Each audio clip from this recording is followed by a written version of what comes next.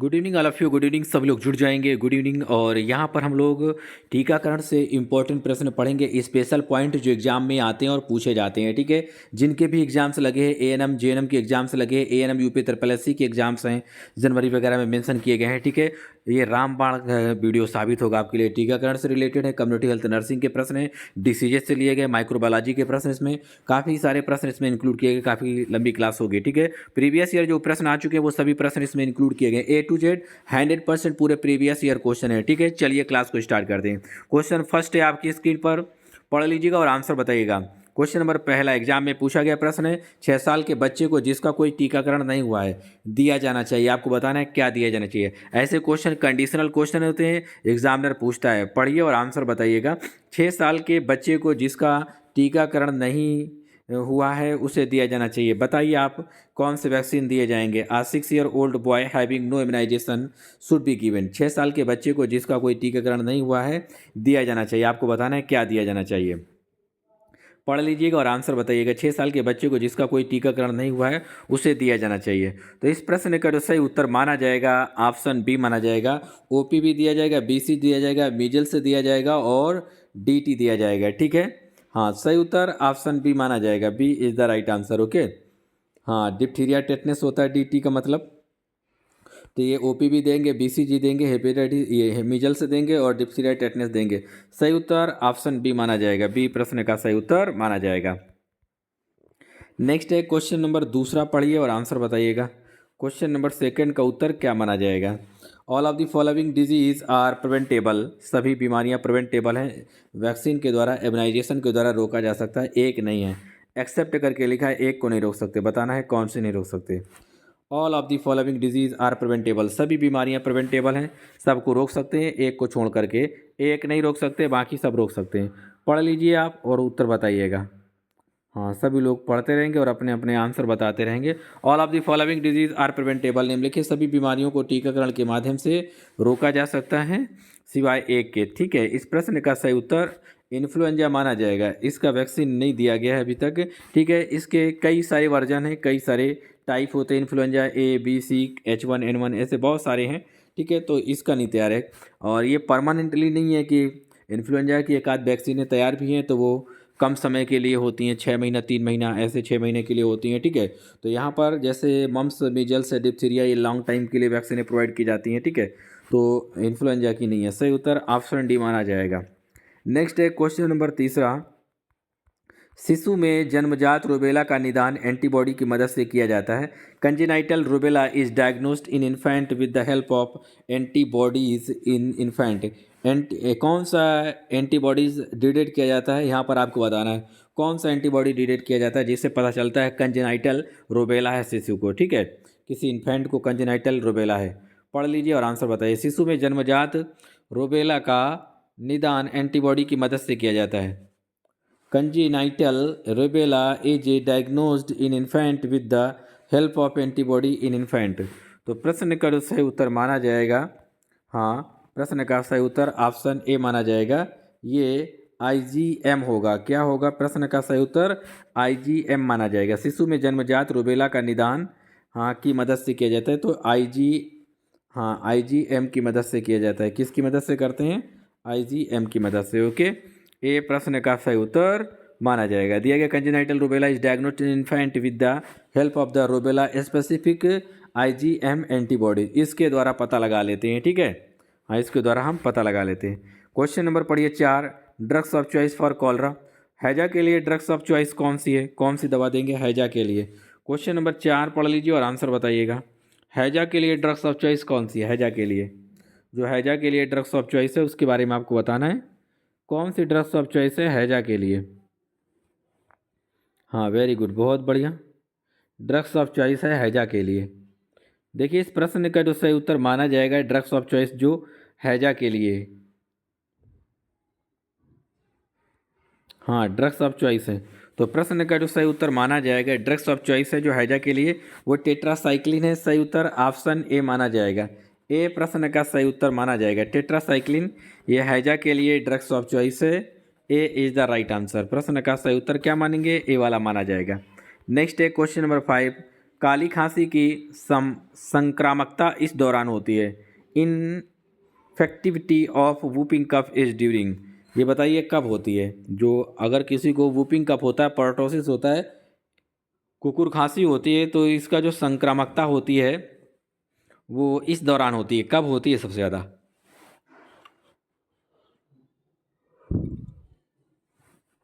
हाँ, ये लिखा है infectivity of whooping cough is during, काली खांसी की संक्रामकता इस दौरान होती है। किस दौरान होती है? तो प्रश्न का सही उत्तर है 10 days before and 10 days after the onset of the whoop. काली खांसी शुरू होने के 10 दिन पहले और काली खांसी शुरू होने के 10 दिन के बाद। सही उत्तर ऑप्शन सी माना जाएगा। सी इज़ द राइट आंसर, समझे। काली खांसी जो ज़्यादा संक्रामक होती है तो शुरू होने से 10 दिन पहले ज़्यादा खतरनाक होती है और ख़त्म होने के 10 दिन बाद ये ज़्यादा खतरनाक होती है, बिफोर और ये आफ्टर, समझे। हाँ, शुरू होने के 10 दिन पहले, शुरू होने के 10 दिन बाद ज़्यादा खतरनाक होती है। क्वेश्चन नंबर 6 पढ़िए और आंसर बताइए। क्वारंटाइन की प्रक्रिया निम्नलिखित के आयात से सुरक्षा के लिए शुरू की गई थी। क्वारंटाइन की प्रक्रिया, the procedure of quarantine was introduce to protect against importation of. Quarantine की प्रक्रिया निम्नलिखित के आयात से सुरक्षा के लिए शुरू की गई थी। आपको बताना किसके लिए शुरू की गई थी। पढ़ लीजिए और आंसर बताइए। ये शुरू की गई थी किसके लिए? क्वारंटीन की प्रक्रिया निम्नलिखित के आयात से सुरक्षा के लिए शुरू की गई थी। हाँ, किससे सुरक्षा के लिए शुरू की गई थी? हाँ, procedure of quarantine was introduce to protect against the importation. हाँ, किसके लिए शुरू की गई थी?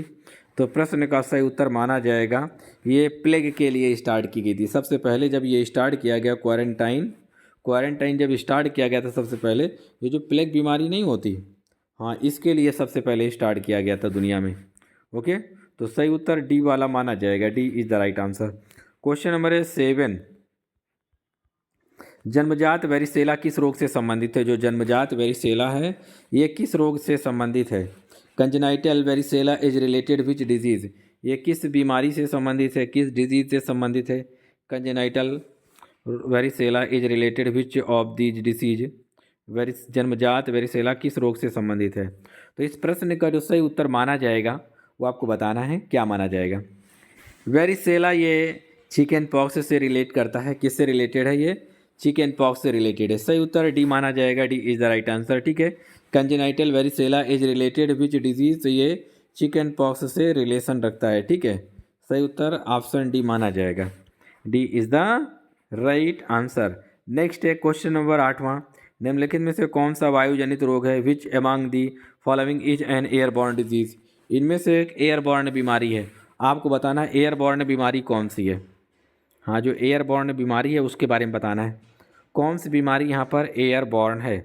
निम्नलिखित में से कौन सा वायुजनित रोग है? जो वायुजनित रोग है उसके बारे में आप बताइए। वायुजनित रोग कौन सा है यहाँ पर? हाँ, which among the following is an airborne disease, इनमें से आपको बताना है जो वायुजनित रोग है, तो वायुजनित रोग कौन सा है? तो इस प्रश्न का जो सही उत्तर माना जाएगा ट्यूबरकुलोसिस, ये वायुजनित रोग है। सही उत्तर ऑप्शन सी माना जाएगा। सी इज़ द राइट आंसर। तो which of the following, which among the following is an airborne disease, तो ये ट्यूबरकुलोसिस होगा। सही उत्तर ऑप्शन सी माना जाएगा। ट्यूबरकुलोसिस ये एक वायुजनित रोग है। बाकी सब अलग अलग दिए गए हैं, ठीक है, वेक्टर बॉर्न वगैरह, वाटर बॉर्न है। और आप कमेंट बॉक्स में बताइए जैसे कि टाइफाइड जो बीमारी है ये कैसी है? ये जैसे airborne, water borne, vector borne, समझे, ड्रॉप बॉर्न, कैसी बीमारी? कमेंट बॉक्स में बताइए। Window period of HIV infection, HIV infection का विंडो पीरियड पूछा जा रहा है यहाँ पर क्वेश्चन नंबर 9 पर। HIV संक्रमण की अवधि पूछी जा रही है, वो भी विंडो पीरियड की पूछी जा रही है। विंडो पीरियड कितना माना जाता है? HIV इन्फेक्शन अगर किसी को होता है तो उसमें विंडो पीरियड कितना माना जाता है? क्वेश्चन नंबर 9 पढ़ लीजिए और आंसर बताइए। विंडो पीरियड जो मानते हैं, window period of HIV infection is, HIV infection का विंडो जो पीरियड माना जाता है वो किसे माना जाता है? तो प्रश्न का जो सही उत्तर माना जाएगा 3 से 12 सप्ताह को माना जाता है, ठीक है। सही उत्तर ऑप्शन ए माना जाएगा। A is the right answer, okay.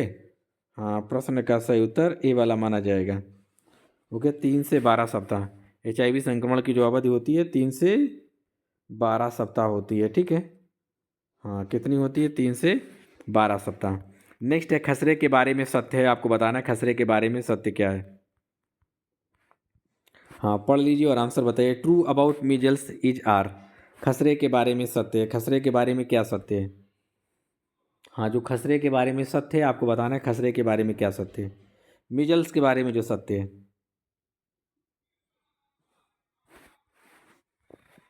तो खसरे के बारे में यहाँ पर जो सत्य है ये सभी सत्य हैं। ऑप्शन डी प्रश्न का सही उत्तर माना जाएगा। इंक्यूबेशन पीरियड इसका लगभग 10 दिन का होता है। जो मीजल्स बीमारी है ना, तो इसका जो इंक्यूबेशन पीरियड होता है वो लगभग 10 दिन का होता है। Infectious 4 days before the races, दाने निकलने से 4 दिन पहले संक्रामक इसका आता है, ठीक है। नेक्स्ट है कॉप्लिक स्पॉट देखने को मिलते हैं, बात सही है। तो ये सभी चीज़ें देखी नहीं जाती है मीजल्स में, सब कुछ देखा जाता है। जैसा कि आप देख रहे हैं विकल्प में ये सारी चीज़ें देखने को मिलती हैं।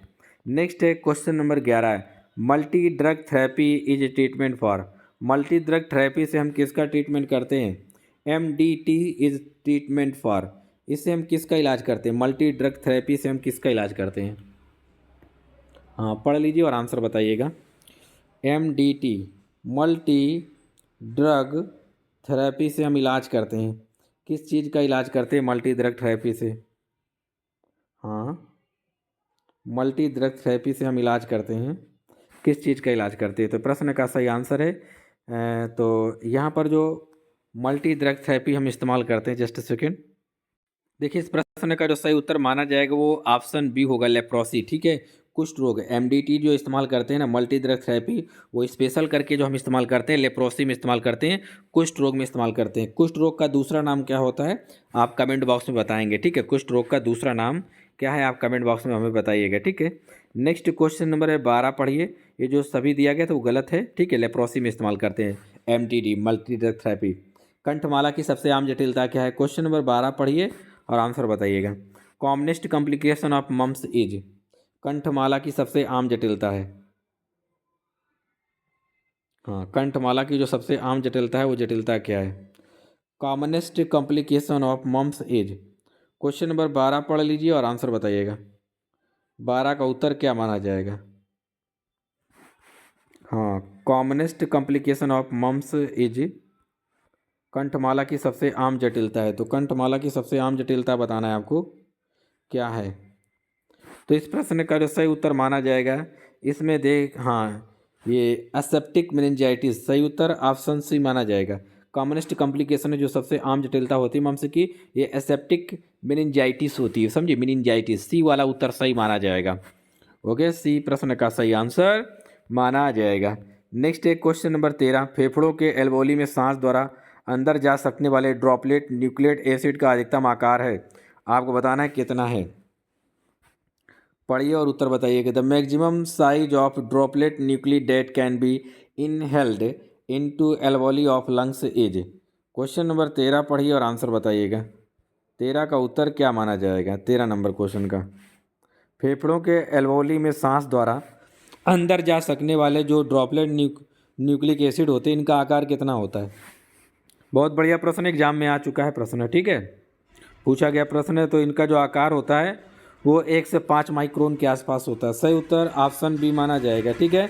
B is the right answer. 1 से 5 माइक्रोन के आसपास होता है।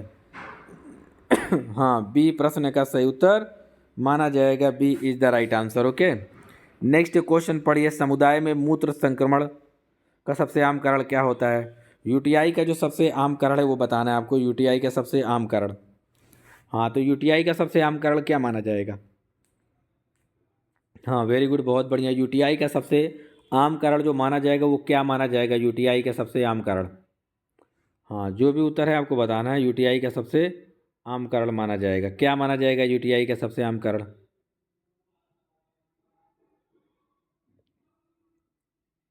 हाँ, UTI का सबसे आम कारण माना जाएगा। देखिए इस प्रश्न का जो सही उत्तर माना जाएगा UTI का सबसे आम कारण जो बैक्टीरिया जिम्मेदार होता है वो ई कोलाई जिम्मेदार होता है, ठीक है। हाँ, सही उत्तर ऑप्शन ए माना जाएगा। A is the right answer, ठीक है। समुदाय में मूत्र पथ के संक्रमण का सबसे जो कॉमन बैक्टीरिया होगा वो कौन सा होगा? ई कोली या ई कोलाई माना जाएगा। नेक्स्ट है क्वेश्चन नंबर 15। घर पर जांच के दौरान नर्स माला को 7 सप्ताह के बच्चे में निर्जलीकरण का कोई लक्षण नहीं मिले, ठीक है, नहीं मिले, जिसे पिछले 2 सप्ताह से दस्त हो रहे हैं। बच्चों को ये लक्षण दिखाई दे रहे हैं। ड्यूरिंग होम विजिट, जब एक माला है, नर्स माला होम विजिट करते हैं, found no sign of dehydration. बच्चे एक 7 सप्ताह का बच्चा है, एक 7 वीक का बच्चा है, मतलब लगभग 2 महीना का, और उसमें कोई भी डिहाइड्रेशन के साइन नहीं देखने को मिले। Who had diarrhoea for last 2 weeks, और उनको लगभग 2 सप्ताह पहले डायरिया हुआ था। The child is giving, child में है, आपको बताना है। ये बच्चे को ये जो लक्षण दिखाई दे रहे हैं, ये कौन से persistent diarrhoea, acute diarrhoea, dysentery, severe dysentery होगा। तो प्रश्न का सही आंसर ये परसिस्टेंट डायरिया डायरिया होगा। 2 सप्ताह से लगातार, मतलब 2 सप्ताह तक लगातार डायरिया रहा, ठीक है, 2 सप्ताह तक लगातार डायरिया रहा, तो ये कौन सा डायरिया होगा, ये परसिस्टेंट डायरिया के अंतर्गत आएगा। क्वेश्चन नंबर पढ़ेंगे 16, निम्नलिखित में से कौन सा जीव आमतौर पर खाद्य विषाक्तता का कारण बनता है। Which among the following organism commonly causes food poisoning. Food poisoning होता है, किसकी वजह से होता है, हाँ, कॉमनली जो फूड पॉइजनिंग देखने को मिलता है। Which among the following organism commonly causes food poisoning. आमतौर पे जो सबसे ज़्यादा फूड पॉइजनिंग देखने को मिलती है वो देखी जाती है बैक्टीरिया और वायरस की। सही उत्तर ऑप्शन ए माना जाएगा, ठीक है। बहुत सारे बैक्टीरिया, बहुत सारे वायरस होते हैं जिस वजह से फूड पॉइजनिंग देखने को मिलती है, ठीक है, हाँ, फूड पॉइजनिंग वगैरह देखी जाती है। तो सही उत्तर जो माना जाएगा वो ऑप्शन ए माना जाएगा। क्या माना जाएगा, ऑप्शन ए।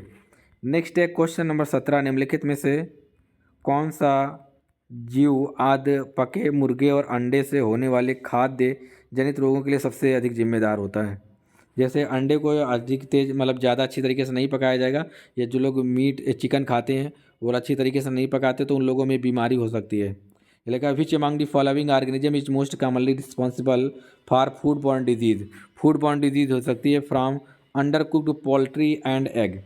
निम्नलिखित में से कौन सा जीव आदि पके मुर्गा अगर पकाते हैं तो सही तरीके से नहीं पकाया जाता अच्छे टेम्परेचर पे, और अंडे को भी नहीं पकाते तो हो सकता है, कौन सा फूड पॉइजनिंग हो सकता है।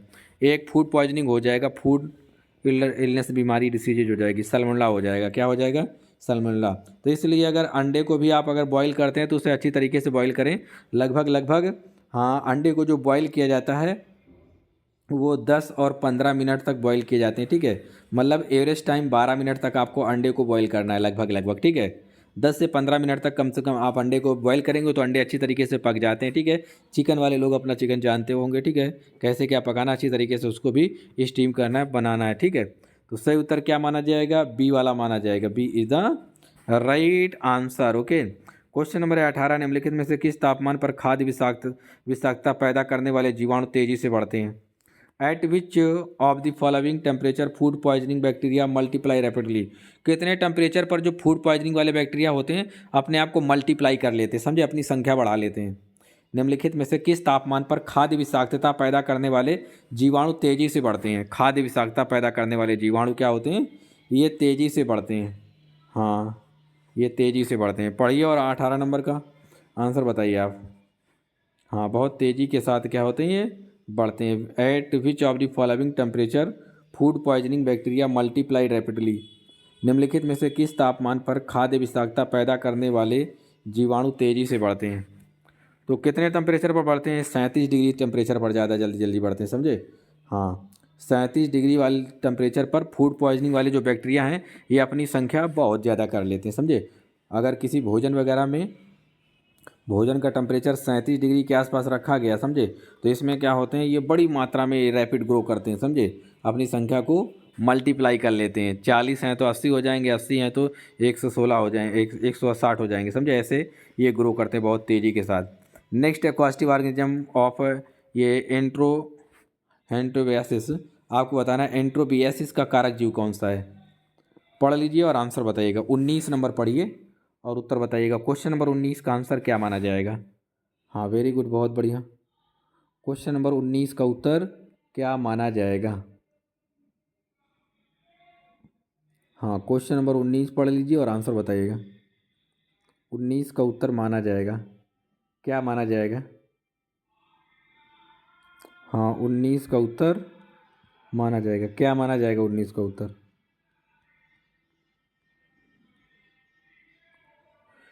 देखिए इस प्रश्न का जो सही उत्तर माना जाएगा 19 वाले क्वेश्चन एंट्रोबियासिस का कारक जीव है।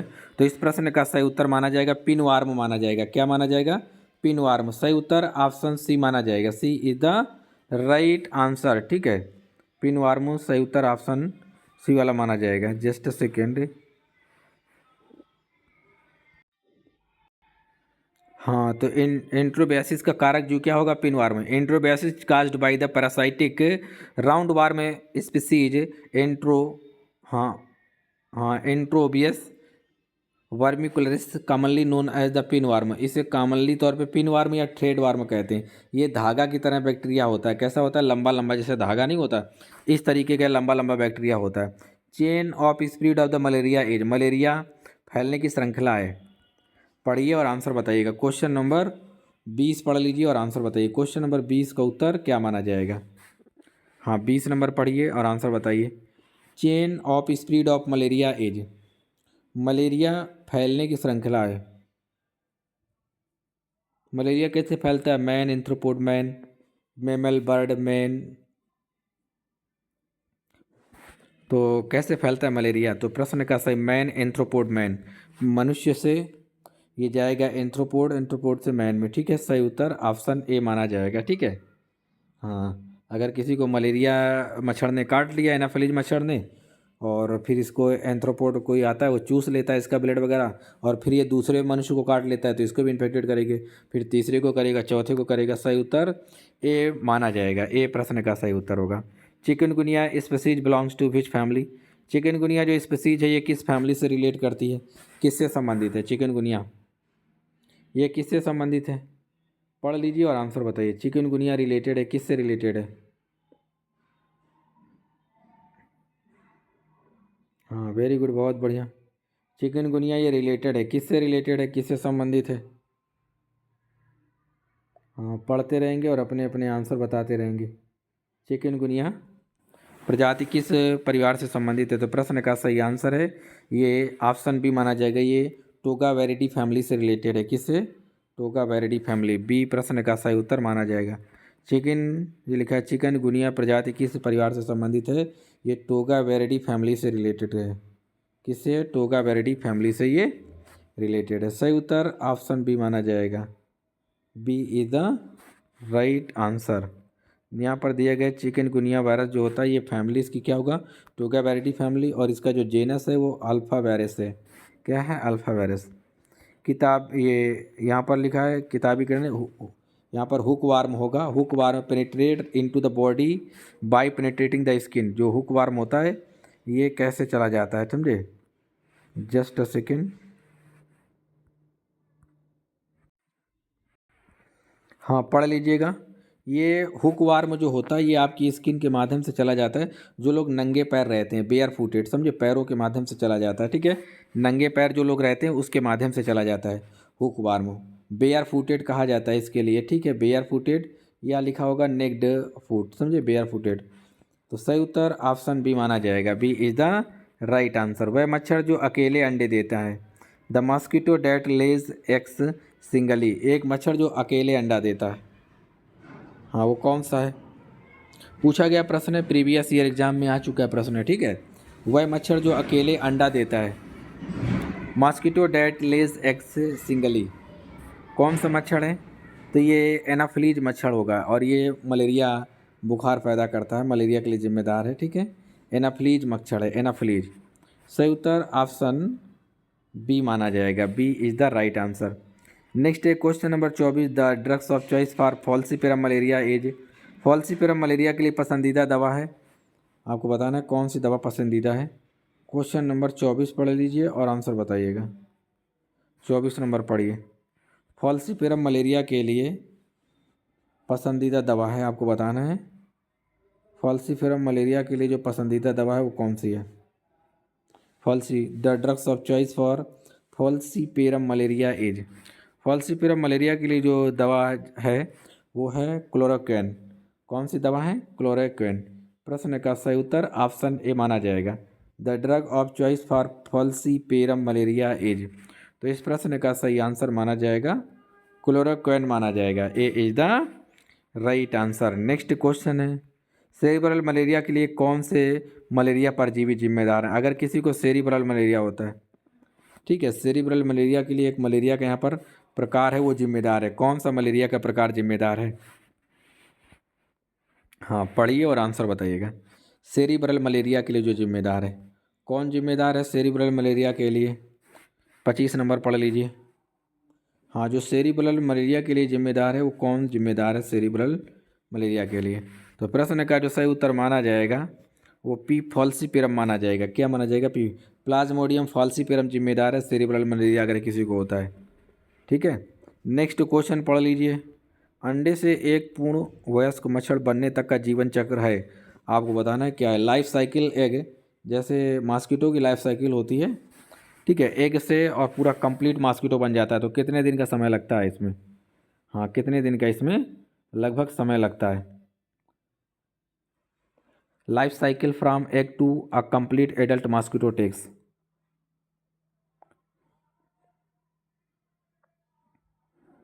बताइए भाई, कितना समय लगता है?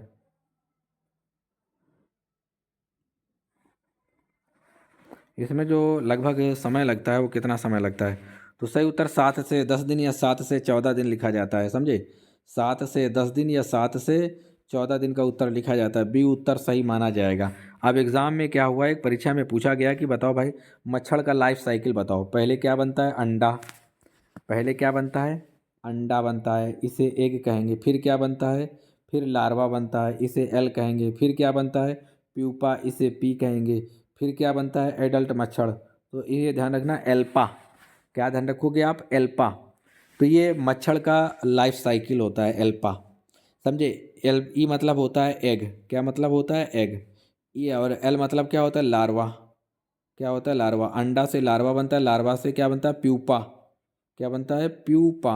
फिर क्या बनता है? इससे एडल्ट मच्छर बन जाता है। क्या बनता है? एडल्ट मच्छर। तो ये ध्यान रखना, ये अंडे से एक पूर्ण वयस्क बनने तक का जीवन चक्र होता है। और 7 से 10 दिन या 7 से 14 दिन होता है एल्पा। एक बनेगा, फिर लार्वा, फिर प्यूपा, फिर एडल्ट मच्छर बन जाता है, समझे। इस प्रकार से बनता है। क्वेश्चन नंबर 27, मलेरिया परजीवी की खोज किसने की थी? Malaria parasite was discovered by. Malaria परजीवी की खोज किसके द्वारा की गई? हाँ, मलेरिया जो परजीवी की खोज की गई है किसके द्वारा की गई थी? मलेरिया परजीवी की खोज, हाँ, malaria parasite was discovered by. Malaria परजीवी की खोज की गई तो किसके द्वारा की गई? हाँ, मलेरिया परजीवी की खोज की गई तो किसके द्वारा? तो इस प्रश्न का जो सही उत्तर माना जाएगा ये लेवरन होंगे। सही उत्तर ऑप्शन, हाँ, मलेरिया परजीवी की खोज लेवरन ने की थी। किसने की थी? लेवरन ने। यहाँ पर दिया गया चार्ल्स लुइस अल्फांसो लेवरन नाम है इनका पूरा। डिस्कवर्ड दी मलेरिया पैरासाइट 1880 दिया गया। 1880 में इन्होंने खोज की थी और ये लिखा है। जबकि जो रोनाल्ड रॉस थे इन्होंने बाद में खोजा था। How it was transmitted by mosquito in 1897, 1897 में फिर इसके बाद खोज की थी। रोनाल्ड रॉस ने खोज किया था। क्या खोजा था? कि ये जो फैलता है, ट्रांसमिटेड होता है मलेरिया, ये एक से दूसरे में कैसे ट्रांसमिटेड होता है, इस बात की खोज की थी। लेकिन मलेरिया के बारे में जो सबसे पहले पता लगाया था 1880 में, वो चार्ल्स लुइस अल्फांसो लेवरन नाम होता है इनका, ठीक है। लेवरन ने कहा था, लेवरन ने खोजा था। लेकिन मलेरिया कैसे फैलता है एक से दूसरे में, 1897 में रोनाल्ड रॉस ने बताया था, ठीक है। Laveran's work identified the parasite as the cause of the disease, while Ross research proved the role of the anopheles mosquito in the transmission. और इन्होंने फिर बताया था रोनाल्ड रॉस ने कि इसके जो ट्रांसमिशन का मार्ग है कैसे होता है, इस बात की पुष्टि की थी, प्रूव्ड किया था। नेक्स्ट है 28 number, boiling water help in kill all organism. उबलता पानी सभी जीवों को मारने में मदद करता है सिवाय। पढ़िए 28 नंबर और उत्तर बताइएगा। ये जो उबलता हुआ पानी होता है, हाँ, जिसे बॉईल किया जाता है, ठीक है, इससे सब चीज़ मर जाते हैं सिवाय एक के। एक चीज़ नहीं मरता, बाकी सब मर जाते हैं। पानी में अगर उबाल कर दो तो सारी चीज़ें ख़त्म हो जाती हैं, एक नहीं ख़त्म होता। आपको उसी के बारे में बताना है, क्या नहीं ख़त्म होता, बाकी सब ख़त्म हो जाता है। सारी चीज़ें ख़त्म हो जाती हैं एक को छोड़ करके, एक नहीं ख़त्म होता है। हाँ, बताइए भाई। सारी चीज़ें ख़त्म हो जाती हैं एक को छोड़ करके, हाँ, एक नहीं ख़त्म होता। हाँ, एक नहीं ख़त्म होता है, ठीक है, बाकी सब खत्म हो जाता है। बॉइलिंग वाटर हेल्प इन किलिंग ऑल ऑर्गेनिज्म, ये स्पोर नहीं खत्म होते। पानी को अगर बॉईल करोगे तो स्पोर नहीं खत्म होते, इनको बीजाणु कहा जाता है हिंदी में, ठीक है। ये इनकैप्सुलेटेड होते हैं, मतलब ये होता है कि ये ऊपर इनके एक कवर होता है, इसका जो बैक्टीरिया होता है वो अंदर होता है। ऊपर एक कवर होता है, इसका जो बैक्टीरिया होता है वो अंदर होता है। ये स्पोर इस तरीके से होते हैं, समझे। हाँ, ये जैसे ये है स्ट्रक्चर, कैप्सूल की नुमा स्ट्रक्चर होता है। इसका जो बैक्टीरिया होगा, जीवाणु जो होगा वो इसके अंदर पाया जाता है, समझे। वो फंगस खत्म हो जाते हैं, बैक्टीरिया प्रोटोजोआ सब खत्म हो जाता है, लेकिन स्पोर नहीं खत्म होते। पानी को अगर उबाल देते हैं आप, ठीक है, बाकी सब खत्म हो जाते हैं। बाकी पानी उबालना अच्छी बात है, उबाल के ही वाटर इनटेक करना चाहिए। क्वेश्चन नंबर है 29, निम्नलिखित में से कंठमाला से जुड़ी सबसे आम जटिलता की पहचान कीजिए। मम्स से रिलेटेड जो आम जटिलता है वो उस जटिलता की पहचान कीजिए। वो जटिलता कौन सी है? निम्नलिखित में से कंठमाला से जुड़ी सबसे आम जटिलता की पहचान करना है आपको। सबसे आम जटिलता कौन सी है? हाँ, बताइए भाई, क्या देखा जाता है आम जटिलता? मोस्ट कॉमन कॉम्प्लिकेशन, ये एसेप्टिक मेनिंजाइटिस देखा जाता है। सही उत्तर ऑप्शन ए माना जाएगा, ठीक है, एसेप्टिक मेनिंजाइटिस। अभी ऊपर भी इस प्रश्न को आपने पढ़ा था। नेक्स्ट है, खसरे में इस्तेमाल किए जाने वाले तनुकारक को संग्रहित करना चाहिए। Diluent used into measles should store, खसरे में इस्तेमाल किए जाने वाले तनुकारक को संग्रहित करना चाहिए। पढ़ लीजिए और आंसर बताइएगा। हाँ, पढ़ते रहिए और अपने अपने आंसर बताइए। खसरे में इस्तेमाल किए जाने वाले तनुकारक को संग्रहित करना चाहिए। तो इस प्रश्न का जो सही उत्तर माना जाएगा एट 2 to 8 डिग्री सेल्सियस, 2 से 8 डिग्री सेल्सियस पे इसे स्टोर करना चाहिए। सही उत्तर ऑप्शन बी माना जाएगा, B is the right answer. Okay, B प्रश्न का सही उत्तर माना जाएगा। ये थे आज के प्रश्न जो आपको पढ़ाए गए, समझाए गए। जो भी स्टूडेंट नए हैं वो चैनल को लाइक और सब्सक्राइब कर लेंगे, क्योंकि डेली क्लासेज आपको दी जाएंगी। एएनएम यूपी तरपलसी staff nurse, CHO, nursing officer सबके लिए डेली क्लासेज चलती हैं, ठीक है। टीकाकरण के सिलेबस में आपके दिए गए हैं। एएनएम यूपी तरपलसी बीटीएससी में भी सिलेबस है, यूपी एमपी राजस्थान पंजाब हरियाणा झारखंड में भी सिलेबस टीकाकरण दिया गया है, ठीक है। और जो भी स्टूडेंट ऑनलाइन पेड क्लासेज लेना चाहते हैं, जीएस इंडिया में पढ़ना चाहते हैं सब्जेक्ट वाइज टॉपिक वाइज, या पीडीएफ नोट्स और रिकॉर्डेड क्लासेज लेना चाहते हैं, ठीक है, पीडीएफ नोट्स के साथ रिकॉर्डेड क्लासेज लेना चाहते हैं, तो वो दिए गए नंबर पर संपर्क करेंगे 6306782918। अपना नाम और ज़िले का नाम लिखकर हमें व्हाट्सअप करेंगे, ठीक है। ये नंबर हमारा व्हाट्सअप नंबर है, गूगल पे, PhonePe, Paytm number, calling number भी है, ठीक है। तो आप अपना नाम और ज़िले का नाम लिखकर हमें व्हाट्सअप करेंगे। और आपको क्लास कैसी लगी ज़रूर कमेंट बॉक्स में बताइएगा। ये प्रश्न एग्जाम्स में खूब पूछे जाते हैं, बड़ी मात्रा में आते हैं, और ख़ास करके जो हम प्रश्न पढ़ाते हैं हमारे द्वारा पूछे गए प्रश्न एग्जाम्स में खूब आते हैं और बड़ी मात्रा में पूछे जाते हैं। इन प्रश्नों का ज़्यादा से ज़्यादा रिवीजन कीजिए। हमारी बहुत सारी क्लासेज हैं, ज़रूरी नहीं कि आप यही क्लासेज देखें। हमारा जीएस इंडिया नर्सिंग सर्च कीजिए आप गूगल या यूट्यूब में, तो आपको बड़ी मात्रा में प्लेलिस्ट मिल जाएगी। तो आप वो प्रश्न सॉल्व कीजिए अच्छी तरीके से, ठीक है। ज़्यादा से ज़्यादा सॉल्व कीजिए, आपके एग्ज़ाम में काम आएंगे। यहीं से क्वेश्चन आ जाएंगे आपके एग्ज़ाम में, क्योंकि हमारे द्वारा पढ़ाया गया प्रश्न एग्जाम्स में खूब आते हैं, बड़ी मात्रा में पूछे जाते हैं, जैसा कि हम क्वेश्चन देते हैं और पढ़ाते हैं, ठीक है। चलिए, इन्हीं शब्दों के साथ वाणी को विराम देंगे। ओके, बाय, टेक केयर, जय हिंद, see you, bye bye, take cares.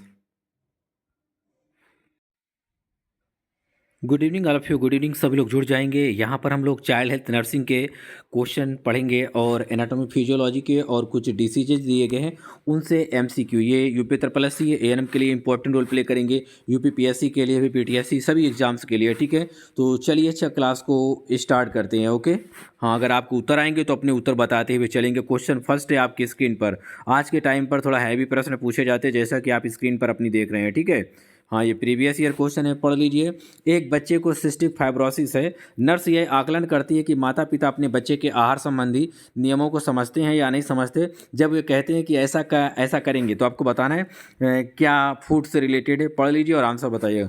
प्रश्न ना समझ में आए तो इसे आप अंग्रेजी में ज़रूर पढ़ें, ठीक है। चाइल्ड हैज सिस्टिक फाइब्रोसिस, एक बच्चा है जिसे सिस्टिक फाइब्रोसिस है। Nurse evaluate that the parents understand dietary regimen for their child when they say they will।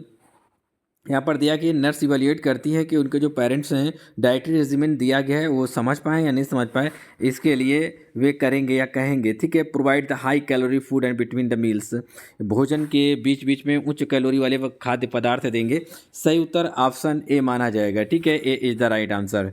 ये भोजन के समय तरल पदार्थ का सेवन सीमित करें, ये गलत है। आहार से दूध और इतने उत्पादों को हटा दें, गलत है। खाना बनाते समय नमक का प्रयोग बंद करें, ये सारी चीज़ें गलत हैं, ठीक है। मतलब अगर सिस्टिक फाइब्रोसिस है, अगर सिस्टिक फाइब्रोसिस है तो जब कोई नर्स पेरेंट्स को बताती है कि आहार में आपको ये सारी चीज़ें देना है, तो नर्स ये जानना चाहती है क्या ये लोग समझ गए हैं नियम कि नहीं समझ गए। तो नर्स उनसे पूछती है कि आप समझ गए, तो उन्हें कहते हैं हाँ, हम प्रोवाइड करेंगे, हाई कैलोरी फूड देंगे भोजन के बीच बीच में। तो सही उत्तर ए उत्तर माना जाएगा। तो नर्स जान जाती है कि हाँ सही है, ये समझ गए हैं जो इनको प्लान बताया गया है, डाइटरी प्लान बताया गया है। यहाँ पर दिया गया parents understand the dietary regimen for a child with the cystic fibrosis where they say they will provide a high calorie fat diet and will administer the pancreatic enzymes with the meals।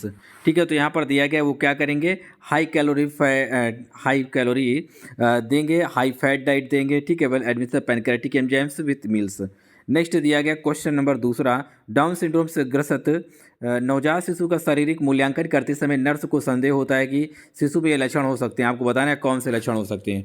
When performing a physical assessment of a new born with down syndrome, physical assessment किया जा रहा है एक new born का, ठीक है, perform किया जा रहा है। द नर्स सस्पेक्ट, नर्स को इस बात का संदेह है दैट द इन्फेंट में है, कि इन्फेंट में ये बीमारी हो सकती है। आपको बताना है कौन सा हो सकता है। एक नवजात बच्चा है, न्यू बॉर्न है, उससे डाउन सिंड्रोम है, फिजिकल असेसमेंट किया जा रहा है, शारीरिक असेसमेंट कर रहे हैं, मूल्यांकन कर रहे हैं। अब जब शारीरिक मूल्यांकन करेंगे तो इन्फेंट में ये चीज़ होगी या ये समस्या हो सकती है। आपको बताना है क्या चीज़ या क्या समस्या हो सकती है। तो प्रश्न का सही आंसर एबनॉर्मल हार्ट साउंड होगा। क्या होगा, एबनॉर्मल हार्ट साउंड। जितने भी बच्चे डाउन सिंड्रोम से ग्रसित होते हैं, जितने भी बच्चे डाउन सिंड्रोम से ग्रसित होते हैं, ठीक है, इनमें हार्ट प्रॉब्लम देखने को मिलती है, एबनॉर्मल हार्ट साउंड देखा जाता है। तो सही उत्तर ऑप्शन सी माना जाएगा, C is the right answer. Next है क्वेश्चन नंबर तीसरा, भ्रूण के अल्ट्रासाउंड के 13वें सप्ताह में देखी गई बढ़ी हुई न्यूकल ट्रांसलूसेंटी निम्नलिखित की विशेषता है। आपको बताना है किसकी विशेषता है ये। Increase nuchal translucency observe 13 week of the fetal ultrasound is characteristic of, भ्रूण के अल्ट्रासाउंड के 13वें सप्ताह में देखी गई बढ़ी हुई न्यूकल ट्रांसलूसेंटी निम्नलिखित की विशेषता है। आपको बताना है किसकी विशेषता है ये। हाँ, पढ़ लीजिए और आंसर बताइएगा ये किसकी विशेषता है। तो प्रश्न का जो सही उत्तर माना जाएगा, increase the nuchal translucency observe, 13 सप्ताह के आसपास देखने को मिलता है न्यूकल ट्रांसलूसेंटी, यहाँ पर देखने को मिलता है, गर्दन के पास में देखा जाता है, ऑब्जर्व किया जाता है, 13 सप्ताह के आसपास अल्ट्रासाउंड के माध्यम से देखते हैं। तो मतलब ये है कि इस बच्चे को क्या है, डाउन सिंड्रोम है। सही उत्तर ऑप्शन डी माना जाएगा। क्या है, डाउन सिंड्रोम है। इंक्रीज न्यूकल ट्रांसलूसेंसी यहाँ पर होगा एंटी, ठीक है, अगर 13 सप्ताह के आसपास देखा जाता है अल्ट्रासाउंड से तो ये एक मार्कर है, increase the risk of the chromosomal abnormalities. ये चीज़ बता देता है कि बच्चे को क्रोमोसोमल एबनॉर्मलिटीज हो गया है, जैसे कि डाउन सिंड्रोम हो गया है। क्या हो गया है, डाउन सिंड्रोम। और अदर जेनेटिक सिंड्रोम भी हो सकते हैं, can be occurs other genetic syndrome. It also associated with the structural animal, हाँ, in abnormalities of the heart and the organs, high risk of the miscarriage. और यहाँ पर structural problem हो सकती है, बच्चे का ढांचा सही तरीके से बनेगा नहीं, ठीक है, हार्ट प्रॉब्लम हो सकती है, अदर आर्गन में समस्या हो सकती है। हाई रिस्क ये रहता है कि मिसकैरेज हो जाते हैं ज़्यादातर ऐसे बच्चे जिनको डाउन सिंड्रोम वगैरह समस्या होती है, या इंक्रीज हो जाता है न्यूकल ट्रांसलूसेंसी। अल्ट्रासाउंड जब किया जाता है किसी महिला का तो ये चीज़ें देख ली जाती है, ठीक है। तो ज़्यादातर कंडीशन में क्या होती है, मिसकैरेज हो जाती है, अबॉर्ट हो जाते हैं। एंड अदर प्रेगनेंसी आउटकम, और भी अदर प्रेगनेंसी आउटकम देखने को भी मिल सकते हैं। नेक्स्ट है क्वेश्चन नंबर 4, डाउन सिंड्रोम वाले बच्चों में कौन सी विशिष्ट विशेषता देखी जा सकती है। पढ़िए और आंसर बताइए। आजकल थोड़ा हैवी प्रश्न आते हैं एग्जाम में, ठीक है, हल्के करके तैयारी ना कीजिएगा, पढ़िएगा हर तरीके के प्रश्न, सिंपल और टफ हर तरीके के प्रश्न पढ़ो। लेकिन ज़्यादातर आजकल के पेपर में जो क्वेश्चन आते हैं, छोटी छोटी परीक्षाएं भी होती, बड़े हैवी प्रश्न आते हैं, बड़ी बड़ी लंबी भाषा लिखी होती है, लैंग्वेज लिखी होती है, ठीक है। हाँ, characteristic feature could be seen among the childrens with the Down syndrome. यहाँ क्वेश्चन में ये पूछा जा रहा है कि वो करेक्टरिस्टिक फीचर कौन से होंगे जो बच्चे में देखे जाएंगे अगर बच्चा डाउन सिंड्रोम से ग्रसित है, ठीक है। क्वेश्चन नंबर 4 पढ़ लीजिए और आंसर बताइएगा। डाउन सिंड्रोम वाले बच्चे में कौन सी विशिष्ट विशेषता देखी जा सकती है। हाँ, डाउन सिंड्रोम वाले बच्चे में कौन सी विशिष्ट विशेषता देखी जा सकती है। Microcephaly with the prominent occiput, flat face with the upward slanting eyes, Down syndrome है तो आपको ये सारी चीज़ें पता होनी चाहिए, इसके लक्षण क्या होंगे। Sharp nose with the prominent nasal bridge, long hand with the three major creases in palm. Single crease होता तो मान लेते हैं आंसर, सिंगल क्रीजर होता है डाउन सिंड्रोम में, ठीक है। तो इसमें क्या होता है, फ्लैट फेस। डाउन सिंड्रोम में क्या होता है, चपटा चेहरा देखा जाता है और स्लैंटिंग आई देखने को मिलती है, ऐसी आई, समझे। हाँ, flat face with upward slanting eye देखने को मिलती है। बी प्रश्न का सही उत्तर माना जाएगा, ठीक है। फ्लैट फेस देखा जाता है, अपवर्ड स्लैंटिंग आई देखने को मिलती है, अपवर्ड स्लैंटिंग आई देखी जाती है, ओके। सही उत्तर जो माना जाएगा वो ऑप्शन बी माना जाएगा, B is the right answer. Next है क्वेश्चन नंबर 5, पढ़िए और आंसर बताइए। लिखा है a genetic disorder found in female due to the absence of a normal second sex chromosome. Question number 5 पढ़िए और आंसर बताइएगा। महिलाओं में सामान्य द्वितीयक लिंग गुणसूत्र की अनुपस्थिति के कारण पाया जाने वाला एक आनुवंशिक विकार है। ये लिखा a genetic disorder found in female due to absence of a normal second chromosome. पढ़िए, सेकेंड सेक्स क्रोमोसोम। महिलाओं में सामान्य द्वितीयक लिंग गुणसूत्र की अनुपस्थिति के कारण पाया जाने वाला एक आनुवंशिक विकार है जो महिलाओं में देखा जाता है, स्पेशली करके रेट सिंड्रोम तो महिलाओं में होता है, बात सही है, इसमें सिर्फ गर्ल्स प्रभावित होती हैं। जो विकल्प दिया गया ए नंबर, ये सिर्फ लड़कियों में होता है। रेट सिंड्रोम किस में देखा जाता है, ओनली इन गर्ल्स। किस में देखा जाता है, गर्ल्स में देखा जाता है, लड़की में देखा जाता है। अब लेकिन एक सिंड्रोम है, लेकिन ये सेकेंड सेक्स क्रोमोसोम से रिलेट नहीं करता, ये इससे नहीं संबंधित। तो किससे संबंधित है, ये टर्नर सिंड्रोम से संबंधित है। जो टर्नर सिंड्रोम होता है, हाँ, ये लड़कियों में देखने को मिलता है। किस में देखा जाता है, लड़कियों में देखा जाता है, ठीक है। टर्नर सिंड्रोम किस में देखने को मिलता है, ये लड़कियों में देखा जाता है टर्नर सिंड्रोम, ठीक है। और इसमें जो गुणसूत्रों की संख्या होती है वो कितनी होती है, आप हमें कमेंट बॉक्स में बताएंगे, ठीक है। आप कमेंट बॉक्स में बताइए गुणसूत्रों की संख्या कितनी पाई जाती है, टोटल गुणसूत्र कितने पाए जाते हैं टर्नर सिंड्रोम में। क्वेश्चन नंबर 6 पढ़िएगा। निम्नलिखित सभी लिंग गुणसूत्र संबंधित विकार हैं सिवाय, यहाँ पर जितने भी दिए गए सेक्स क्रोमोसोमल डिसऑर्डर हैं, एक नहीं है, आपको वही बताना है कौन सा नहीं है। सेक्स क्रोमोसोमल डिसऑर्डर नहीं है, जितने दिए गए सब सेक्स क्रोमोसोमल डिसऑर्डर हैं, ठीक है। निम्नलिखित सभी लिंग गुणसूत्र संबंधित विकार हैं, एक नहीं है, एक को छोड़ करके। All the following are sex chromosomal disorder, तो सभी सेक्स क्रोमोसोमल डिसऑर्डर हैं, एक को छोड़ करके। ये जो हेयर स्प्रंग डिसीज दिया गया ये नहीं है भाई, ये क्रोमोसोमल डिसऑर्डर नहीं, कंडीशनल डिसीज है, ठीक है। कंजेनाइटल बोल सकते हैं इसे, कंजेनाइटल डिसीज है। और ये क्रोमोसोमल है, जैसे कि टर्नर सिंड्रोम में गुणसूत्र में परिवर्तन होता है, ठीक है। ये सिलेंड्रिकल सिंड्रोम दिया गया है, सिलेंडर सिंड्रोम, जैसे डाउन सिंड्रोम और एक्सेक्स सिंड्रोम, क्लाइनफिल्टर सिंड्रोम, ये सब क्या है, क्रोमोसोमल डिसऑर्डर होते हैं, ठीक है। और हेयर स्प्रिंग एक कंजेनाइटल डिजीज होती है। कंजेनिटल मेगाकोलन देखने को मिलता है लार्ज इंटेस्टाइन में, ठीक है। और इसमें जो रेक्टम होता है ये नैरोड हो जाता है, ठीक है। तो ये एक तरीके की कंजेनाइटल डिजीज होती है जो कि बच्चों में देखने को मिलती है। क्वेश्चन नंबर आप पढ़ेंगे 7वां, G6PD की कमी को निम्नलिखित लक्षणों में वर्गीकृत किया जाता है। G6PD के बारे में पूछा जा रहा है आपसे, ठीक है। पढ़िए और आंसर बताइएगा। G6PD की कमी निम्नलिखित, हाँ, लक्षणों में वर्गीकृत किया गया है। G6PD बताइए भाई, G6PD के बारे में। हाँ, G6PD के बारे में आपको बताना है।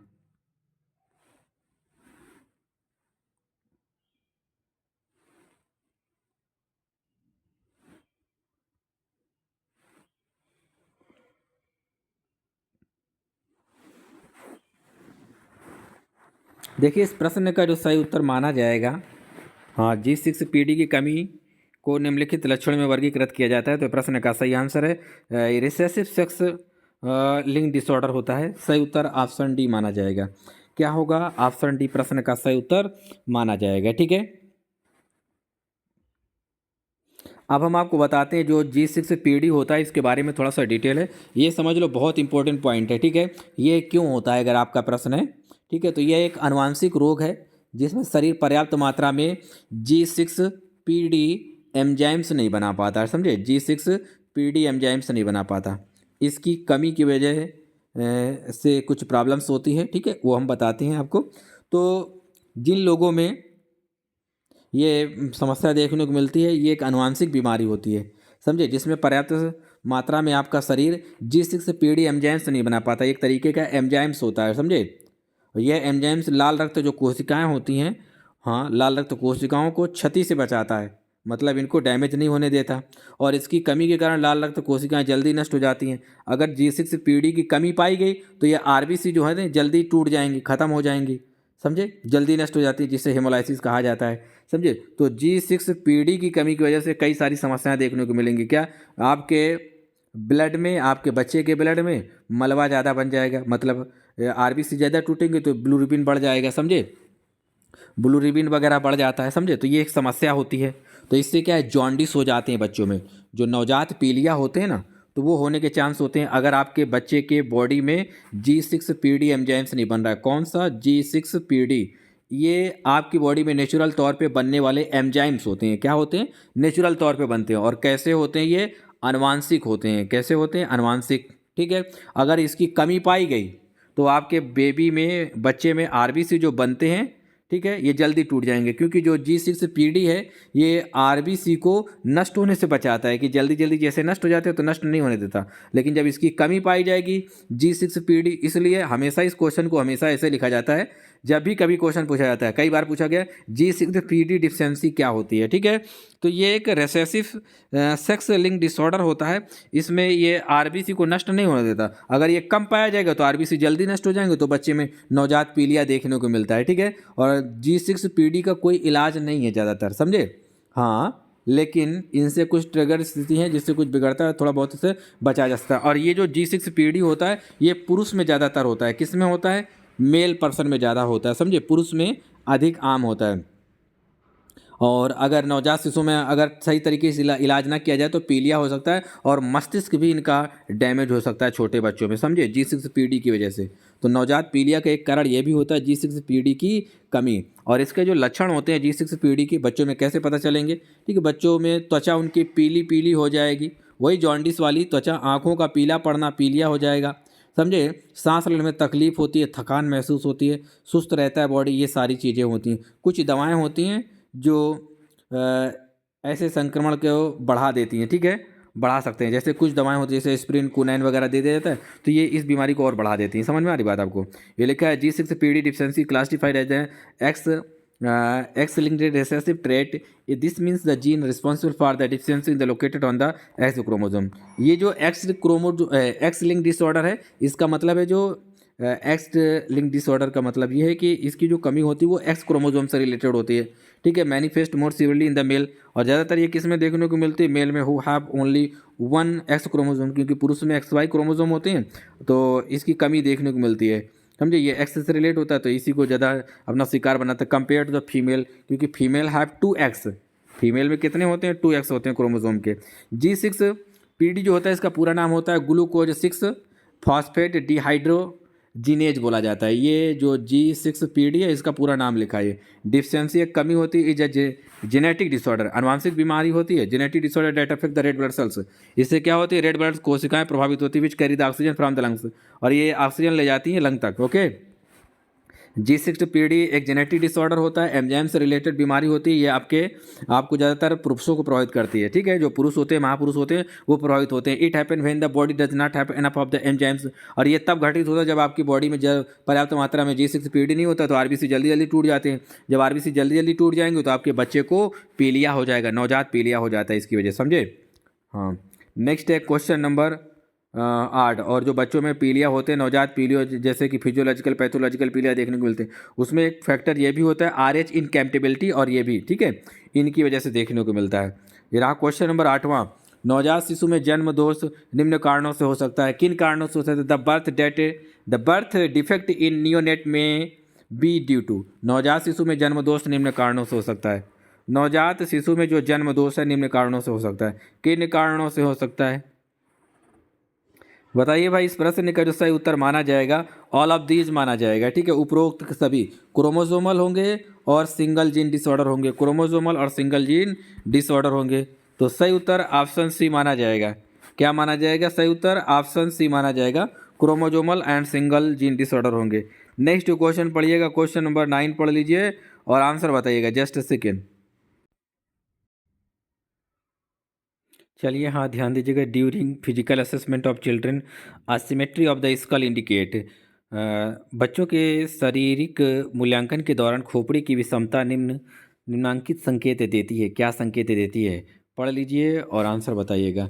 During physical assessment of children asymmetry of the skull indicate. बच्चों के शारीरिक मूल्यांकन के दौरान खोपड़ी की विषमता क्या संकेत देती है? तो इस प्रश्न का सही उत्तर माना जाएगा ऑप्शन डी माना जाएगा, क्रेनियो सिनोस्टोसिस देती है। सही उत्तर ऑप्शन डी माना जाएगा। डी प्रश्न का सही उत्तर माना जाएगा। अगर खोपड़ी आपकी सिमेट्रिकल नहीं है, असिमेट्रिकल है, ठीक है, असिमेट्री है आपकी, मतलब ऊबड़ खाबड़ है, इधर उधर टेढ़ी मेढ़ी है, तो ये बताता है क्रेनियो सिनोस्टोसिस के बारे में बताता है। सही उत्तर ऑप्शन डी माना जाएगा। डी प्रश्न का सही उत्तर माना जाएगा। क्रेनियो, ये लिखा है, synostosis is a rare birth defect. बहुत कम होने वाला एक डिफेक्ट है। Occurs when the fibrous joint between a baby's skull bone fuse too early. और ये जो क्रेनियो सिनोस्टोसिस होता है जब बच्चे के जो ये जो फॉन्टनल होते हैं ना, जल्दी जुड़ जाते हैं, समझे, समय से पहले जुड़ जाते हैं। जल्दी जुड़ जाएंगे तो खोपड़ी टेढ़ी मेढ़ी हो जाती है बच्चे की, ठीक है, ऊबड़ खाबड़ हो जाती है। Before the brain is fully formed. और बच्चे का जो ब्रेन होता है वो पूरी तरीके से फॉर्म्ड हो जाता है और ये सूचर जल्दी से क्लोज हो जाते हैं, फिर दिक्कत होती है। This can cause the skull to grow unevenly and become the misshapen. और ये लिखा है, this can cause the skull grow unevenly. इस वजह से जो खोपड़ी होती है ना, वो ऐसी कहीं ऊंचे कहीं नीचे, ऊबड़ खाबड़, किसी तरफ चपटी किसी तरफ ठीक होती है, तो इस वजह से मिसहैपन हो जाता है, समझे। हाँ, नेक्स्ट है क्वेश्चन नंबर आपकी स्क्रीन पर 10। इंट्राक्रेनियल स्पेस में CSF के असामान्य रूप से उच्च संचय को कहा जाता है। बताइए क्या कहा जाता है? क्वेश्चन नंबर 10 पढ़ लीजिए और आंसर बताइएगा। क्वेश्चन नंबर 10 पढ़िए और उत्तर बताइएगा। क्या माना जाएगा इस प्रश्न का सही उत्तर? हाँ, पढ़ लीजिए।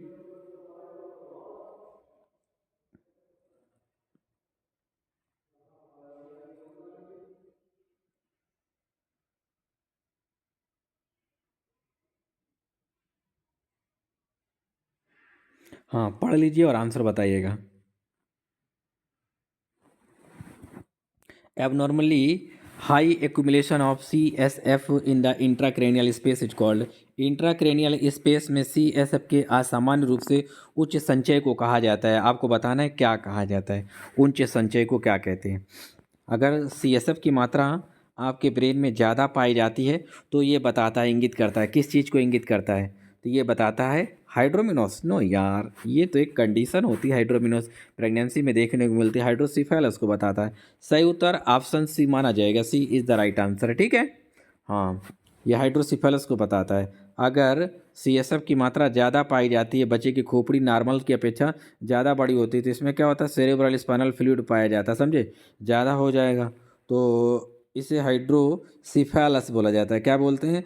हाइड्रोसिफेलस। सी उत्तर सही माना जाएगा। C is the right answer. प्रश्न का जो सही उत्तर माना जाएगा वो ऑप्शन सी माना जाएगा। C is the right answer. Okay, next है क्वेश्चन नंबर 11। 11 नंबर पढ़ लीजिए और आंसर बताइए। निम्नलिखित सभी हाइड्रोसिफेलस के कारण हैं सिवाय all of the following are cause of hydrocephalus except one. पढ़िए और आंसर बताइएगा। क्वेश्चन नंबर पढ़ेंगे 11 और आंसर बताइएगा। Question number 11। हाँ, क्वेश्चन नंबर 11 पढ़िए और उत्तर बताइएगा। All of the following are causes of the hydrocephalus. Hydrocephalus के सभी कारण हैं सिवाय एक को छोड़ के, ठीक है। हाइड्रोसिफेलस के सभी कारण हैं एक को छोड़ करके। निम्नलिखित सभी हाइड्रोसिफेलस के कारण हैं सिवाय एक हाइड्रोसिफेलस का कारण नहीं है। तो प्रश्न का सही उत्तर माना जाएगा लीकेज ऑफ CSF। ये CSF का लीकेज, ठीक है। हाइड्रोसिफेलस के सभी कारण हैं। Obstruction in the flow of the fluid, ये द्रव प्रवाह में रुकावट होती है, बात सही है। Interfere with the absorption of the fluid, ये जो द्रव होता है, फ्लूइड होता है, इसके एब्जॉर्प्शन में भी इंटरफियर होता है, इंटरफियरेंस और बाधा पड़ती है, ठीक है। Increase the production of the fluid, fluid का प्रोडक्शन भी बढ़ जाता है, ठीक है, लेकिन CSF लीकेज होता है, ये नहीं होता, ठीक है। तो सही उत्तर क्या मानेंगे? ऑप्शन सी माना जाएगा। C is the right answer. Next है क्वेश्चन नंबर 12। नर्स द्वारा 2 सप्ताह के शिशु में हाइड्रोसिफेलस का सबसे पहला लक्षण देखा जाएगा।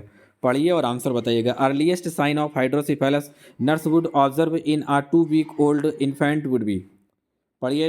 Earliest sign of hydrocephalus, hydrocephalus अगर किसी बच्चे को होता है तो उसका पहला साइन क्या होगा? नर्स वुड ऑब्जर्व, नर्स यहाँ पर ऑब्जर्व करेगी। एक 2 साल सॉरी एक 2 सप्ताह का एक बच्चा है, उसमें नर्स क्या देखेगी? अगर अर्लीस्ट साइन के तौर पे नर्स देखेगी किसी बच्चे को अगर हाइड्रोसिफेलस है, तो नर्स कैसे समझ पाएगी, कैसे जानेगी? हाँ, पढ़ लीजिए और आंसर बताइए। नर्स कैसे जान पाएगी? अर्लीस्ट साइन ऑफ हाइड्रोसिफेलस, पहला लक्षण क्या होगा? सबसे शुरुआत के ही लक्षण, हाइड्रोसिफेलस में जो शुरुआती लक्षण होंगे, तो ये बल्जिंग इंटीरियर फॉन्टेनल, जो इंटीरियर फॉन्टेनल होंगे ना, जो बच्चे के इंटीरियर फॉन्टेनल होंगे, इनमें बल्ज देखा जाएगा, समझे? बल्ज मतलब होता है कि ये उभार देखने को मिलेगा, ढीलापन देखने को मिलेगा, ये उभरे उभरे होंगे। ये जो फॉन्टेनल होते हैं ना, ये वाले फॉन्टेनल, ये आगे पीछे फॉन्टेनल, ये उठे उठे रहेंगे, ये डिप्रेस्ड नहीं होंगे, ना ये प्लेन होंगे, ना ये फ्लैट होंगे, ये क्या होंगे? उभरे उभरे होंगे, फूले फूले से रहते हैं। तो इससे पता चलता है कि ये हाइड्रोसिफेलस है बच्चे को, समझे? क्या है हाइड्रोसिफेलस? जैसे ही वो ग्रो करेगा तो बड़ी मात्रा में खोपड़ी उसकी बढ़ेगी, समझे? तो ये क्या होता है? इस तरीके से ये ऊपर की तरफ उठा होता है, इसे बल्ज बोला जाता है। ये क्या होगा? बल्जिंग होगा। पीछे वाला भी बल्ज होगा, ज़्यादातर ऊपर वाला ज़्यादा बल्ज देखने को मिलेगा, बहुत उभरा उभरा मिलेगा। तो इससे पता चलता है कि हाइड्रोसिफेलस है बच्चे को। 2 सप्ताह का बच्चा है, 2 सप्ताह का मतलब है 14 दिन का बच्चा है, तो इसमें ये उभरा उभरा रहेगा। बाकी जो नॉर्मल बच्चे होते हैं उनमें से थोड़ा ये खाली रहता है या फ्लैट रहता है, समझे? हाँ, और बच्चे का जो सरकमफ्रेंस होगा, खोपड़ी का सरकमफ्रेंस, ये भी ज़्यादा रहता है। सरकमफ्रेंस इसी को कहा जाता है बच्चे का, ठीक है? इसे परधि कहते हैं। खोपड़ी की जो परधि होगी, हिंदी में कहेंगे सिर की परधि। तो आप बताइए कमेंट बॉक्स में कि सिर की परधि कितनी होती है नॉर्मल जब कोई बच्चा पैदा होता है, सिर की परधि कितनी होती है? ओके। अब ये दिखा है अर्लीस्ट साइन जो होता है हाइड्रोसिफेलस का 2 सप्ताह के बच्चे में जो देखने को मिलेगा, इसका बल्जिंग अथवा full fontanelle the soft spot on the top of the head. ये कह रहा है टकला में ज़्यादा सॉफ्टनेस देखने को मिलेगी। यहाँ पर टकला में क्या होगा? सॉफ्टनेस देखने को मिलेगा, ये उठा उठा रहेगा। ये लिखा है एन अनयूजुअली लार्ज हेड, इसमें क्या होगा? लार्ज हेड देखा जाएगा। Rapid increase in the head size, rapid increase देखा जाएगा हेड साइज में, रैपिड इंक्रीज देखने को मिलेगा हेड साइड में, समझे? खोपड़ी के साइड में क्या होगा? रैपिड ग्रोथ देखने को मिलेगा, तक जल्दी जल्दी बढ़ेगा ये।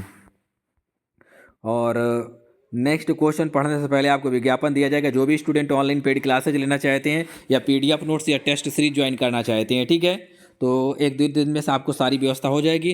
तो जो भी स्टूडेंट कम समय में अच्छे तरीके से रिवीजन करना चाहते हैं, और ऐसी जगह पढ़ना चाहते हैं कि जिससे उनके प्रश्न फंसे एग्जाम्स में आए, पेपर में क्वेश्चन आए, ठीक है, तो ये जीएस इंडिया के द्वारा पढ़ाए गए क्वेश्चन एग्जाम्स में खूब आते हैं और बड़ी मात्रा में पूछे जाते हैं। हम लोग बहुत लंबे समय से पढ़ा रहे हैं एएनएम की क्लासेज, समझे? 8-8, 10-10, 12-12 साल हो गए हम लोगों को पढ़ाते हुए, ठीक है, ऑनलाइन ऑफलाइन काफ़ी लंबे समय से। तो अच्छी तरीके से अनुभव है किस तरीके के क्वेश्चन एग्जाम्स में आते हैं, ठीक है। और इसके पहले से भी हम अदर कॉम्पिटिटिव एग्जाम्स के लिए भी पढ़ा रहे हैं, ठीक है। बाकी आपको नर्सिंग से भी बहुत लंबे समय से पढ़ा रहे हैं हम, ठीक है। हाँ, तो जो भी स्टूडेंट के क्लास वगैरह लेना चाहते हैं, ठीक है, तो वो स्टूडेंट इस नंबर पर संपर्क करेंगे, अपना नाम और ज़िले का नाम लिखकर हमें व्हाट्सअप करेंगे, ठीक है। 63 067 82 918। ओके, चलिए, अच्छा ध्यान दीजिएगा। नेक्स्ट एक क्वेश्चन नंबर आपकी स्क्रीन पर, जल शीर्ष से जुड़े प्रमुख लक्षणों के आकलन के लिए निम्नलिखित नर्सिंग क्रियाएं हैं। Following is the nursing action for assessment of major sign associated with hydrocephalus. Question number पढ़ लीजिएगा 13 और आंसर बताइएगा। क्वेश्चन नंबर 13 पढ़िए। ये लिखा है following is the nursing action for assessment of major sign associated with hydrocephalus. जल शीर्ष से जुड़े प्रमुख लक्षणों के आकलन के लिए निम्नलिखित नर्सिंग क्रियाएं हैं। पढ़ लीजिए और आंसर बताइएगा।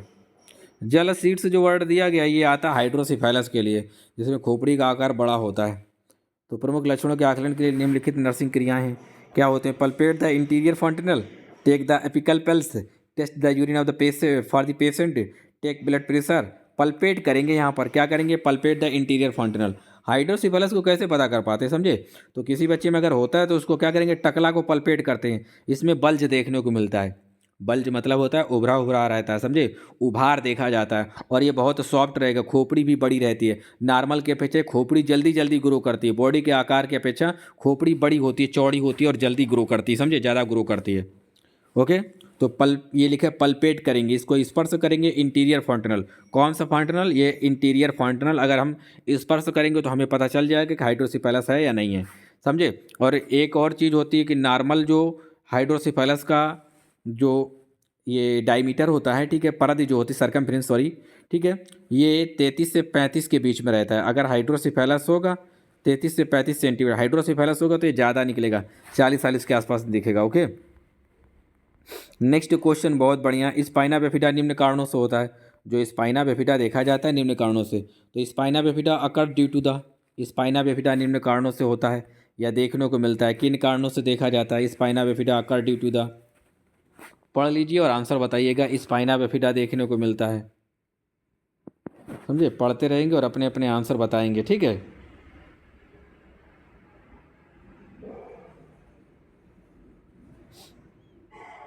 हाँ, पढ़ लीजिए और आंसर बताइएगा।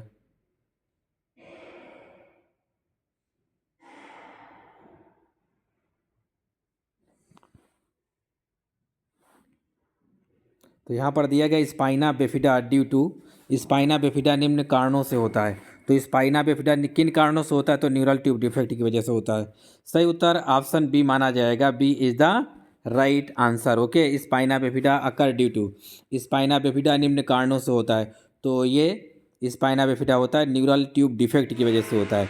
जो आपका न्यूरल ट्यूब होता है ना, न्यूरल ट्यूब कहाँ होता है? रीढ़ की हड्डी में होता है, ठीक है। यहाँ तक पूरा जाता है, स्पाइन तक, ब्रेनवा तक, समझे। तो इसमें डिफेक्ट की वजह से स्पाइना बिफिडा देखने को मिलता है, ठीक। इस वजह से स्पाइना बिफिडा देखा जाता है। नेक्स्ट क्वेश्चन ये 15 नंबर, पढ़ लीजिए और आंसर बताइए। इसमें बहुत अच्छी तरीके से डिटेल दिया गया सभी क्वेश्चंस, जितने भी विकल्प वगैरह होते हैं, ठीक है। हाँ, ये लिखा है incomplete closure of the vertebral column result in, कशेरुक स्तंभ के अपूर्ण बंद होने के परिणाम स्वरूप होता है। आपको बताना है क्या होता है। देखिए क्वेश्चन लिखा है कशेरुक स्तंभ के अपूर्ण बंद होने के परिणाम स्वरूप। अब इनमें से आपको ढूंढना है कि बताओ भाई क्या होता है। इन विकल्प में से आपको बताना है। कशेरुक स्तंभ अगर आपका वर्टिब्रल कॉलम, रीढ़ की हड्डी अगर आपकी सही तरीके से जुड़ नहीं पाती, तो इस वजह से क्या होता है? स्पाइना बोफिडा नहीं बेफिडा होता है। ये लिखा है स्पाइना बेफिडा होता है, समझे। सही उत्तर क्या मानेंगे? ए वाला माना जाएगा। A is the right answer, spina bifida, bifida. Okay, spina bifida होता है। अब थोड़ा सा डिटेल है बढ़िया अच्छे वाला, ठीक है। स्पाइना बेफिडा के पूरे टाइप समझ लो, कैसे कैसे होते हैं, क्या समस्या है, क्यों होता है, किस लिए होता है, ठीक है। तो incomplete closure of the vertebral column, इसमें क्या होता है? इनकम्प्लीट तौर पे जो वर्टिब्रल कॉलम होता है जुड़ नहीं पाता सही तरीके से। वर्टिब्री जो रीढ़ की हड्डी होती है सही तरीके से जुड़ नहीं पाएगी, तो स्पाइना बिफिडा हो जाता है। न्यूरल ट्यूब डिफेक्ट बोला जाता है। That can cause a range of the issue, कई समस्याएं देखने को मिलेंगी। ये लिखा है from mild to severe, mild भी हो समस्या हो सकती है, सीवियर गंभीर समस्या हो सकती है। Effect can include the difficulty, इसके प्रभाव में से क्या क्या चीज़ें इंक्लूड की जाती हैं? चलने में दिक्कत होती है, बाउल मूवमेंट नहीं होते, ब्लैडर कंट्रोलिंग नहीं हो पाती, मूत्र विसर्जन भी बच्चे नहीं कर पाएंगे सही तरीके से। And in more severe cases, कई सीवियर केसेस जब होते हैं, अभी तो ये माइल्ड बताए गए आपको कि चलने में दिक्कत होती है, माइल्ड है। Bowel movement, bladder control problem, तो ये क्या है? माइल्ड है। अब सीवियर में क्या क्या क्या होता है? अगर सीवियर हो जाएगा तो पैरालिसिस मार जाएगा, लकवा मार जाएगा, नर्व डैमेज हो जाएंगे, नर्व डैमेज हो जाएंगे। अदर न्यूरोल, हाँ ये लिखा है न्यूरोलॉजिका इज इशू, और भी कई न्यूरोलॉजिकल डिसऑर्डर देखने को मिल सकते हैं, और भी कई। अब देखिए ये होता क्यों है? ये जब कोई माता प्रेगनेंसी के दौरान फॉलिक एसिड नहीं लेती भैया, तब होता है, ठीक है। फॉलिक एसिड लेना चाहिए, कंटिन्यूस प्रेगनेंसी, कंसीव करने से पहले लेना चाहिए और के दौरान भी लेना चाहिए, ठीक है। नेक्स्ट यहाँ पर देखेंगे टाइप्स ऑफ स्पाइना बिफिडा। ये तीनों टाइप बहुत इंपॉर्टेंट है आपके लिए, एग्जामिनर पूछता है इनके बारे में। स्पाइना बिफिडा में एक आता है स्पाइना बिफिडा अकल्टा आता है, फिर आता है मिनिंगोसील, एक आता है माइलो मिनिंगोसील। ये तीनों कंडीशन समझ लो ताकि आपके एग्जाम में क्वेश्चन ना छूटे। कोई भी छोटी मोटी तगड़ी परीक्षा होती है ये पूछे जाते हैं। स्पाइना बिफिडा अकल्टा क्या होता है? A mild form where there is a small gap of the spine. Spina bifida occulta में क्या होता है? छोटा सा गैप देखने को मिलता है रीढ़ की हड्डी में, बट नो ओपनिंग, कोई ओपनिंग नहीं होती। और सैक ऑन द बैक, यहाँ पर क्या होता है? कोई ओपनिंग वगैरह नहीं होती यहाँ पर, समझे। लेकिन क्या है? एक उभार होता है स्पाइना बिफिडा अकल्टा में, ठीक है। स्मॉल गैप देखा जाता है स्पाइन में, बट नो ओपनिंग और सैक ऑन द बैक। और यहाँ पर क्या होता है? हेयर आ जाते हैं इस जगह, अगल बगल क्या होते हैं? हेयर देखने को मिलते हैं, बाल आ जाते हैं। ओके, ये होता है स्पाइना बिफिडा अकल्टा। दूसरा लिखा हुआ है मिनिंगोसिल, इसमें क्या होता है? मिनिंगोसिल देखो ये लिखा है, a sac filled with the fluid pushes through the opening in the spine. अब इसमें क्या होता है? एक पानी सा आ जाता है, पानी सा भर जाता है यहाँ पर, ठीक है। But spinal cord remained inside the spinal canal, जो स्पाइनल कॉर्ड होता है स्पाइनल कॉर्ड एक तरीके के जैसे ट्यूब होता है, इस तरीके की संरचना होती है ट्यूब की तरीके, इसमें बहुत सारे तार पड़े होते हैं, समझे, नर्व जिसे बोलते हैं, नर्व्स बोलेंगे, तंत्रिकाएं। तो ये पूरा एक ट्यूब है, इसे स्पाइनल कॉर्ड कहा जाएगा, ठीक है। और स्पाइनल कैनाल कहाँ होती है? स्पाइनल कैनाल मतलब ये एक नली है, इसके अंदर ये स्पाइनल कॉर्ड पड़ा हुआ है, और स्पाइनल कॉर्ड के अंदर बहुत सारे तार हैं जो आपकी पूरी बॉडी, ब्रेन वगैरह से जुड़े हुए हैं, ठीक है। तो ये स्पाइनल कॉर्ड है और ये स्पाइनल कैनाल है ऊपर से, ठीक। अब जब पानी भर जाता है मेनिंगोसील में तो स्पाइनल कॉर्ड अपनी जगह पे रहती है, लेकिन पानी कहाँ भरता है? स्पाइनल कैनाल में पानी भर जाता है, मतलब पानी कोई बारिश का पानी नहीं आ जाता यहाँ, ठीक है। तो ये फ्लूइड आपकी बॉडी का रिटेंड होता है यहाँ पर, और यहाँ पर एक उभार देखा जाता है रीढ़ की हड्डी में, इस जगह पर बल्ज देखा जाएगा, ठीक है।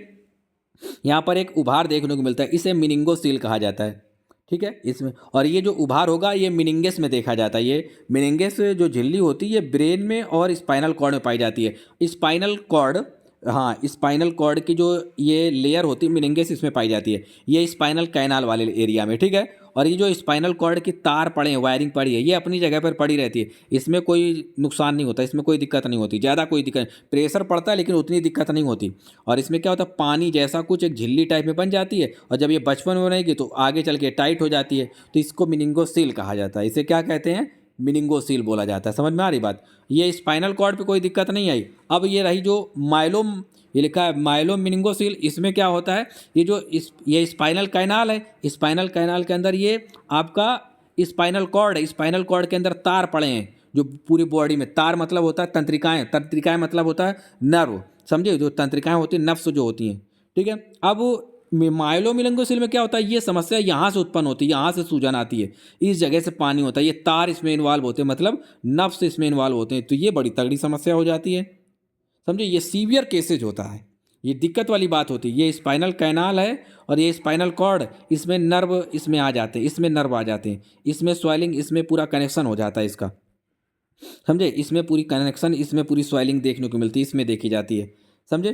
तो ये जो माइलो मेनिंगोसील होती है खतरनाक होता है, लेकिन मोस्ट सीवियर टाइप होता है, where the spinal canal remain open, इसमें जो स्पाइनल कैनाल होता है ये ओपन होता है, स्पाइनल कैनाल ये, स्पाइनल कॉर्ड ये, और इसके अंदर तार, ये स्पाइनल कैनाल है, इसके अंदर स्पाइनल कॉर्ड है, ठीक है, ये इसमें सम्मिलित हो जाता है, ठीक है। स्पाइनल कैनाल रिमेन ओपन, ये ओपन रहता है, both spinal cord and the nerve protrude, क्या लिखा है? प्रोट्रूड, ये वर्ड कई बार लिखा होता है, प्रोट्रूड, ये नर्व जो होते हैं बाहर की तरफ निकल आते हैं, इसका मतलब होता है आगे की तरफ आ जाते हैं, इससे बोला जाएगा protrude, through the opening in the back forming a sac, sac मतलब होता है एक झिल्ली बना लेता है। तो आप देखो रीढ़ की हड्डी को बना देते हैं ताकि आप समझ जाओ, ये बुढ़ापा तक भूलो नहीं आप। तो अब देखते हैं आपको, ये बॉडी है एक बेबी की, ठीक है, ये रीढ़ की हड्डी है। अब इसमें मेनिंगोमाइलोसील आपको दिखाते हैं, ठीक है। तो ये एक लेयर है और इसमें स्पाइनल कैनाल ये है, स्पाइनल कॉर्ड, ये स्पाइनल कैनाल है, ये बाहर वाली, ठीक है, जिसमें क्या होगा, ये पूरे तार स्पाइनल कॉर्ड के, इसको नर्व्स कहते हैं, नर्व, तो ये क्या होंगे, पूरे बाहर की तरफ सूज जाते हैं, समझे। प्रोट्रूड का मतलब होता है बाहर की तरफ को निकल जाते हैं, समझे, बाहर की तरफ को आ जाते हैं, तो ये एक झिल्ली फॉर्म कर लेते हैं, क्या बना लेते हैं? झिल्ली। और ये इस तरीके की झिल्ली बना लेते हैं, ये काफ़ी दिक्कत वाली समस्या होती है, समझे, क्योंकि इसमें पेन, दर्द, चलना उठना बैठना, मूवमेंट पूरे कंट्रोल करना बड़ी दिक्कत वाली समस्या हो जाती है, तो इसको बोला जाता है माइलोमेनिंगोसील। आप फिर से समझ लो, स्पाइना बिफिडा में क्या होता है, केवल एक सैक बनता है, झिल्ली टाइप में बन जाती है यहाँ पर, ठीक है। तो एक गैप होता है, गैप की वजह से स्पाइना बिफिडा अकलता, और यहाँ पर बाल देखे जाते हैं, हेयर आ जाते हैं। और मेनिंगोसील में क्या होता है, मेनिंगोसील में ये जो रीढ़ की हड्डी है, ठीक है, रीढ़ की हड्डी में क्या होता है, कुछ फ्लूइड भर जाता है यहाँ पर, और इसमें मेनिंगस लेयर इन्वॉल्व होती है, केवल फ्लूइड, इसमें स्पाइनल कॉर्ड इन्वॉल्व नहीं होता। स्पाइनल कॉर्ड मतलब रीढ़ की जो हड्डी के वो जो जिसमें तार पड़े होते हैं ये इन्वॉल्व नहीं होता, लेकिन ये बाहर वाला मेनिंगस इन्वॉल्व होता है, इसमें पानी भर जाता है, ये होता है मेनिंगोसील। अब रही बात माइलोमेनिंगोसील, ये क्या होता है, तो इसमें क्या होता है, ये आपकी रीढ़ की हड्डी है, ये पूरा पाइप है, इसके अंदर स्पाइनल कॉर्ड है, तो इसमें जो नर्व्स भरी हैं ये भी इन्वॉल्व हो जाती है, ये भी ग्रो करती हैं, प्रोट्रूड हो जाती हैं, और अंत में जाकर कई बार तो डैमेज हो जाती हैं, दिक्कत होती है, एक सैक झिल्ली बना लेती हैं, समझे। तो लंबी समस्या हो जाती है, इससे बड़ी दिक्कत होती है, समझे। तो ये थे आज के प्रश्न जो आपको पढ़ाए गए, समझाए गए। उम्मीद करते हैं आपको समझ में आए होंगे अच्छी तरीके से, ठीक है। तो जो भी स्टूडेंट नए हैं वो चैनल को लाइक और सब्सक्राइब करेंगे, और जो भी स्टूडेंट PDF नोट्स लेना चाहते हैं, GS इंडिया में पढ़ना चाहते हैं, सब्जेक्ट वाइज टॉपिक वाइज पढ़ना चाहते हैं, या GS इंडिया में क्लास लेना चाहते हैं, ठीक है, अपने माँ बाप का सपना पूरा करना चाहते हैं, समय से शादी करना चाहते हैं, शादी के लिए लेट हो रहा है, और जो भी वर वधू बनना चाहते हैं 2026 में, कर ही लेंगे शादी। तो ऐसे स्टूडेंट अगर संयोग नहीं बन रहा है, ठीक है, तो इस नंबर पर संपर्क करेंगे, अपना नाम और ज़िले का नाम लिखकर में व्हाट्सअप करेंगे, ठीक है। हमारे द्वारा बनाए गए PDF नोट्स बहुत अच्छे लेवल के हैं, ठीक है। एग्जाम्स में खूब क्वेश्चन पूछे जाते हैं, अच्छी तरीके से आपके सब्जेक्ट वाइज टॉपिक वाइज हैं। अगर लाइव क्लास लेते हो तो क्या कहना, समझे, बहुत अच्छी बात है। लाइव क्लास के हमारे क्वेश्चन खूब आते हैं, बड़ी मात्रा में, एकदम subject wise topic wise, theory, MCQ सब कुछ पढ़ाया जाता है। जैसे जिनको UPPSC परमानेंट स्टाफ नर्स के लिए क्लास लेना है, या CHO के लिए क्लास लेना है, public service commission permanent staff nurse, या SGPGI nursing officer, railway nursing superintendent, आप सारी क्लासेस GS इंडिया में ले सकते हो, ठीक है। एक अनुभवी टीचर से पढ़ने का आपको मौका मिलेगा। कोई भी प्रश्न ऐसा नहीं है जो हम आपको पढ़ा ना पाएँ अच्छी तरीके से, कोई भी सब्जेक्ट भी ऐसा नहीं है, ठीक है, आज तक जन्मा ही नहीं है, क्योंकि मेरा जन्म हो गया है तो कहाँ से जन्मेगा, ठीक है। कोई भी समस्या है किसी भी सब्जेक्ट, किसी भी टॉपिक में, आप लिखिए, हम उसे सिंपली तौर पे आपको पढ़ा देंगे और बता देंगे इसमें समस्या क्या है, क्या क्वेश्चन आता है, कौन से आते हैं, कौन से नहीं आते। बढ़िया अनुभव है इन सब चीज़ों का। कई बरस हो गए पढ़ाते हुए, दशक कहेंगे, ठीक है। हाँ, कई दशक हो गए पढ़ाते हुए हमें, ठीक है। काफ़ी लंबे समय से मैं पढ़ा रहा हूँ, तो आपको एक अनुभवी टीचर से पढ़ने का मौका मिलेगा। और इन्हीं शब्दों के साथ हम अपनी वाणी को विराम देंगे और जल्द ही मुलाकात करेंगे एक नई क्लास के साथ आपसे। Okay, bye, take care, bye, जय हिंद, सी यू। सभी स्टूडेंट चैनल्स को लाइक और सब्सक्राइब कर लिया करो यार, ठीक है। कर भला सो हो भला। बाय, टेक केयर, जय हिंद, सी यू।